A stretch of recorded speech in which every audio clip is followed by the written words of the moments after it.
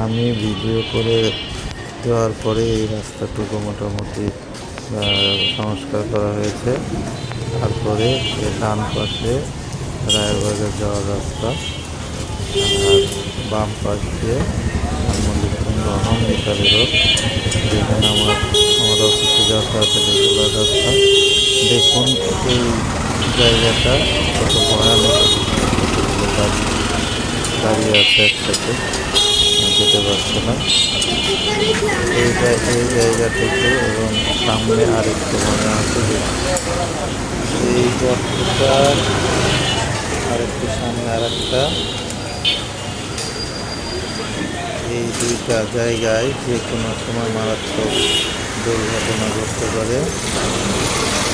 তাই এর সংস্কারটা খুবই জরুরি। আমি এর আগে একবার ভিডিও দিয়েছিলাম, কিন্তু কর্তৃপক্ষ হয়তো নজরে আসেনি। আশা করি খুব দ্রুত সময়ের মধ্যেই এই অবস্থা সংস্কার করা হবে। ধন্যবাদ সবাইকে।